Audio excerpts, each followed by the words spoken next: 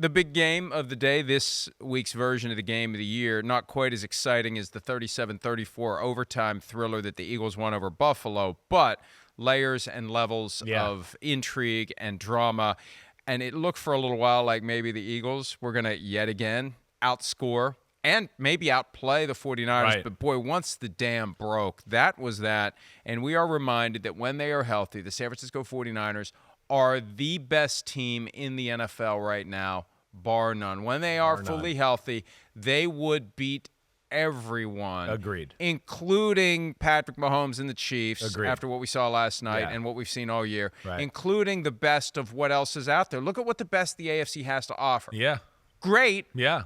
But not the level of great No. that the 49ers can offer.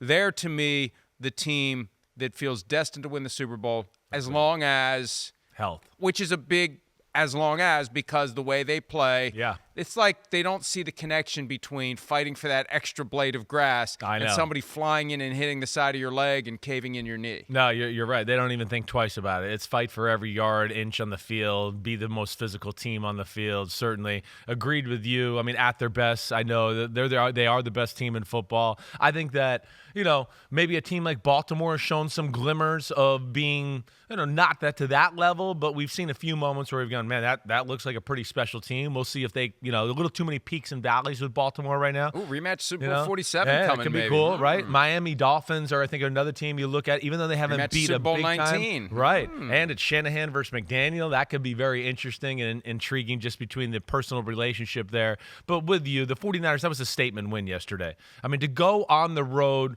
right? Philadelphia, you lost the NFC Championship game there. You chirped all offseason that you would have won the game if Brock Purdy was healthy, right? They never really backed down from saying that even into this week. And took some body blows early on, but held the Eagles to 2 field goals, then put a tough drive together, and like you said, the dam broke, and all of a sudden Shanahan started to get a feel for, they're playing like this, and all of a sudden runs off the left tackle were gashing the Eagles for 15 yards, and Debo was open downfield, and Ayuk was open downfield, and they found Kittle underneath a few times, and it's just like, once Shanahan gets in a groove like that with all his weapons and figured out how you're playing, that's why they're the best team to what you're saying. He plays them all off of each other. He's got a zig for every zag. He's got checks and balances, and they're the best team in football, Mike, and they let everybody know in a big way yesterday. And in Philly, it goes like this: Apollo Creed, Clubber Lang, Ivan Drago, Debo Samuel. That's right. And, at least the first Creed Balboa fight was close. Yeah. Like, the rematch is the thing you always worry about with Rocky Balboa. So you got to worry about round 2 with the Eagles and the 49ers if they cross paths again. But this one was just destruction. This was more like the Clubber Lang first fight, where it's just over, it's done, stop the fight. Down 6-0, 6 straight possessions the 49ers scored after they fell behind, and 3 total touchdowns yesterday from Debo Samuel. When he is 100%, he's hot knife through butter. He's unstoppable, man among boys. Right. Just, it's a gear that they can't match. Like, we can't even get close enough to grab him. His acceleration, his size. He's a wide receiver in a running back's body, as we've talked about before. I think when he's fully healthy, to your point, Mike, he's, as a weapon, I think only second probably to Tyreek Hill in football and what he can do for your football team. Running back, receiver, reverses, screens, passes downfield. His acceleration and physicality is very special. And, of course, the body makeup to go along with it, and how he breaks tackles and linebackers and everything else. And then the attitude to go along with it. It's Rocky chasing the chicken before Rocky could catch the chicken, right? Yeah. I feel like a Kentucky Fried Idiot. I mean, that defense... They got no chance. No, they've shown signs. They've shown signs. We've seen the Eagles win games, but go, man, it's not impressive. It's B- football for the Eagles standard, and they were finding ways to win, which that is commendable for sure. But I think all of us, and one of the reasons I picked the 49ers as the best bet, because I just felt this is the day that ends. You're not going to get away with playing B or B-plus football and think you're going to beat the San Francisco 49ers right now, right? And I think that's the issue. The 49ers, not only super talented, right, super well coached on both sides of the ball, and then I think they're one of the few teams, and we can, a short list of teams that doesn't have to be compromised by the Eagles' physicality, right? Like we talk about, like even last week, the Eagles run the ball down the field on them for a whole drive. Then the Bills got to go, well, we got to play like aggressive run defense, and then it leaves you vulnerable on the outside. The 49ers were never compromised that way because they can just go, no, Fred Warner, Dre Greenlaw, awesome D-line, you guys handle it so we can have the secondary back here and stop some of the pass game and all that. 49ers hitting on all cylinders, and like, hey, that is a self-doubting blow, right? You know, you try to look for silver lining in losing a football game or whatever. You go, wait, we're the Eagles. We were at home, and they came in here and talked crap and then backed it up and whooped us, right? That's one where they're going to, if they play against each other in the playoffs, the Eagles are going to go, can we beat them? There's going to be doubt there because of how this game shook out. You know what? We do spend way too much time together. I'm thinking the same thing, and I'm thinking the Eagles become extra vulnerable to losing the round before they would play. Right, because they're so obsessed with, we got to play. Or not even that. Yeah, we don't want to do it. Ain't going to be no rematch. Right. Don't want one. Yeah. Like, why do we want to go to San Francisco and have it even worse than we got it in our place? Why do we want to have to go out there? Because right now that's how it tracks. They're going to have to go out there, although they still have a one-game lead. They have to go to Dallas on Sunday night. I think the Cowboys will likely beat them on Sunday night. Don't want to get ahead of ourselves. But the 49ers are opening up that opportunity to be the team that hosts those. And we've been there for a 49ers home playoff game. That is a tough environment for the road team. They play well at home, too. I mean, they've only lost 2 games at home the last 2 years. You know, one this year to the Bengals, one last year to the Chiefs. Other than that, nobody beats them there in San Francisco. I go back to what the late Demaryius Thomas told me after the 2014 playoffs. Right. When the Colts went to Denver and won in the divisional round. Oh, that's right. Right before the Deflategate weekend. There were guys on the Broncos team that did not want to play New England. We're going to have to go to New England. They didn't want to go to New England because they knew what was waiting for them in New England. And guess what? They didn't have to go to New England. Yeah. So that, you get to the end of the road and you know what's coming. Like, why do we want to go get our asses kicked again? Why are we going through this fight with a team that really doesn't care? They're just happy to be here. Right. They're on house money. We got to get through this, and our reward is you're going to go get your ass kicked.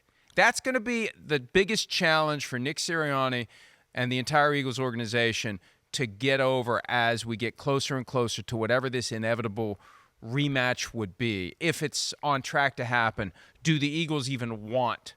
Do they want that? This is the team that has been bullying everyone, and they got bullied yesterday. That whole attitude, before the game, during the game, we see it from their fans. We deal with it. They want to be bullies on their own terms. They don't like it when anyone suggests that they get bullied. We're the bullies, and how dare you suggest anyone bully us? Well, you got bullied yesterday. Yeah. You got to taste your own medicine, and the 49ers just kicked the crap out of them, and that is going to be hard this stage of the season. Yeah. It's easier to overcome it when it happens in September or October. It's early. We were like still the getting Cowboys, our feet underneath us. Right, sure. But now we're in the shades of the playoffs, and it's coming, and it happens in December in your building in the late afternoon with the lights on, and it feels like a primetime game, and everybody's watching it. And, man, that was an embarrassment for the Eagles. It's a lot to turn around and come back from with the playoffs looming just a few weeks away. Yeah, it is. And first off, they've answered the bell so many times, right? We know that they're super talented, but there's things to be concerned about. And they found a team yesterday that knew how to expose them in all facets. We've talked about a lot this year where teams when you're dominating a part of the football game and if you don't maximize that opportunity, you leave yourself open later on in the football game. They controlled the first quarter. Right? And you went, man, they look like they're kind of having their way with the Niners a little bit. It wasn't easy, but you certainly felt like they were winning the physical battle and making all the third down conversions early on in the football game. They were doing that. And you were going, wow, I mean, this damn Eagles team, look at them. They get held to field goals, and the 49ers with the 11-play, 85-yard drive that put them up 7-6, and really some short passes. It looked like the Eagles were playing off coverage. Let's just work it underneath. The Eagles were worried about big plays. Slowly but surely, a pass to Ayuk, a little dump off to Kittle. He runs, and all of a sudden that kind of got the 49ers going. And really from that point on, you kind of felt like the Eagles were reeling. I mean, that's what I think is the impressive part. You never felt like the Eagles offense was going to sustain anything. Everything looked like it was hard work, and the Niners started just to systematically carve them apart in both areas of the football game, whether it was Brock Purdy or McCaffrey running the football. So that's where, and I think where it's concerning in the big picture for the Eagles, and I know we'll get back to the 49ers in a second, it's just the Eagles' defense. That's where I'm disappointed. The Eagles are not as well coached on either side of the ball this year. They miss Shane Steichen. They miss Jonathan Gannon. And they got two new coordinators who are still finding their ways. They're early in their career as far as calling plays for either side of the ball there. And I think that's one of the things that's different about them. But the Eagles' defense the last few weeks, Mike, I mean, people are carving it up. This was a defense that was top 5 in football a month ago. Now it's the 23rd defense in the game. I mean, and then you saw some of the plays yesterday. I don't care if it's the 49ers or not. Some of the space that was created by Shanahan's play design and stuff to get Debo in the middle of the field on a middle linebacker, and some of the things they did throughout the game. Get McCaffrey matched up with the linebacker. We talked about this last night. The stars in space. Shanahan cracked the code somewhere around the second quarter and started to realize this is how they're playing us. I'm going to this group of plays, and we're going to start to carve them up. And that's where it became run game. Oh, wait, you're overplaying the run game. Here's the reverse to Debo Samuel. Oh, you're going to man-to-man on Christian McCaffrey. We're going to take a shot down the field. What a block by Kittle there, getting two guys. And they just attacked, and never looked back, really, after that really second quarter touchdown drive where they went up 14-6. It's like that okey doke on someone who's trying just a little too hard, right? They're just trying a little too hard. Right. We're going to come off the edge a little too hard. We're going to crash down a little too hard. We need to be tough. We need to be rough. We need to be physical. And you overplay it. And the next thing you know, you're chasing Debo Samuel into the end zone. Right. Yeah, I think there is some of that. And the way the 49ers were playing and the Eagles are going, man, we're not used to people just systematically, physically dominating us and, system-wise dominating us to where, now you start to overplay. You might be a little quick on reading your keys. Wait, I got to get over to Debo. Oh, no, they're not going to Debo. They're going to the other guy. They used him as a decoy. It was a great team win by the 49ers. On the road in Northeast Philadelphia type of weather, right? It's another thing that Philadelphia is going to look at and go, damn, it was kind of like in our elements and the way we'd like to play the game, and we still lost 42-19, right? And 42-19 and almost felt like, the 49ers took the foot off the gas somewhere in the mid-fourth quarter because they knew they had the game in control. The Eagles face the Cowboys Sunday night in Dallas on NBC and Peacock. The following Monday night, they go to Seattle, which is not going to be easy because Seattle is getting desperate at this point. And Seattle acquitted themselves well on Thursday night against the Cowboys. Right. And then they've got, Giants, Cardinals, Giants to end the season. Yeah, they got a nice they've got 3 games they should be able to win. Right. Although with the Cardinals, you never know with the Cardinals. Don't take the Cardinals for granted. And the Giants are going to want to do everything they can to try to upend. That's their bowl game. They get 2 bowl games. Let's see if 14 days apart. Home field advantage. That's right. Let's screw things up for them. So the other issue that could have screwed things up for the Eagles last night, Jalen Hurts left for the full concussion evaluation. Usually what they do now, they take the guy into the blue tent for the mini evaluation. Right. And if there's anything that they see that gives them pause, they take them in all the way in to the locker room. And it's a longer process.